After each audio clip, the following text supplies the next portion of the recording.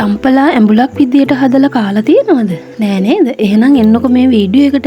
අද මම ඔයාලට කියලා දෙනවා තම්පලා ඇඹුලක් විදියට හදාගෙන රසට හදාගන්න විදිය. ඉතින් ගොඩාක් දෙනෙක් කුරු වෙලා ඉන්නවා තම්පලා මැල්ලුමක් විදියට කන්න. ඉතින් මමත් ගොඩක් වෙලාවට මැල්ලුම් හදනවා. ඒ වගේම මේ ඇඹුලත් මම නිතරම වගේ හදනවා. ඉතින් ඔයාලා සුපර් මාකට් එකට හරි පොළට හරි ගියාම තම්පලා තිබුණොත් අරගන්න. මොකද මේ පලා වර්ගයේ ගොඩාක් ගුණදායක පලා වර්ගයක්.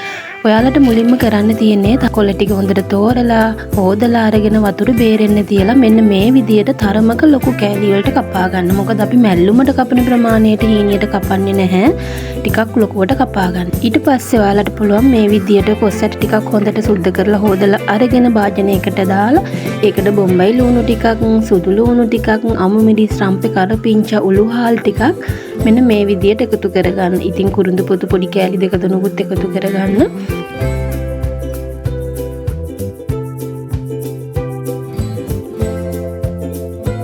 ඒත් එක්කම මේකට මම අරගන්නවා කහ කුඩු ටිකක්, 3-5 කුඩු ටිකක්, මිරිස් කුඩු ටිකක්. ඉතින් මිරිස් කුඩු නම් ගොඩාක් අඩුවෙන් පාවිච්චි කරන්න. චුට්ටක් විතර දාගන්න. ඉතින් මිරිස් නොදා වුණත් හදන්න පුළුවන් මේකට ගම් මිරිස් කුඩු ටිකක් දාලා. ඊට පස්සේ මෙන්න මේ විදිහට ඇඹුල් ටිකක් මේකට අවශ්‍ය වෙනවා. ඉතින් ඒකට මම ගොරක කෑල්ලක් තමයි පාවිච්චි කරේ.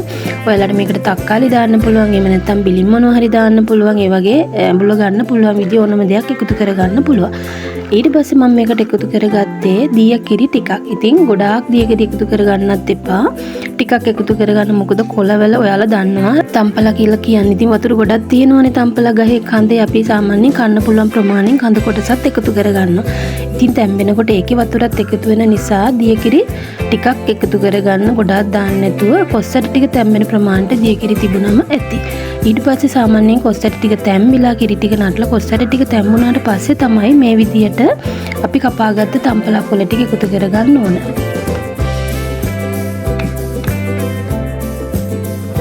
ඉතින් මේ විදිහට හොඳට කලවම් කරලා මඳ ගින්දරේ මූඩිය වහලා තැම්බෙන්න දෙන්න. ඉතින් සැරින් සැරේ මූඩිය අරලා මේ විදිහට කලවම් කරගන්න.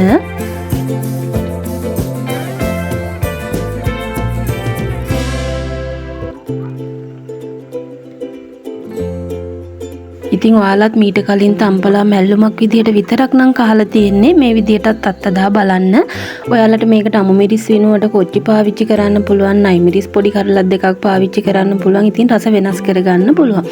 ඉතින් මේකේ ඔන්න ඔය ගානට හිඳුනට පස්සේ තමයි අපි මිටිකිරි ටිකත් එකතු කරගන්නේ. මිටිකිරිත් ඉතින් ගොඩාක් දාන්න නැහැ මේකට. කියන්නේ මේක සාමාන්‍යයෙන් අර හිඳලා වගේ හදන කෑමක් නේ. ඒක නිසා මිටිකිරි ටිකක් වගේ තමයි එකතු කරගන්නේ.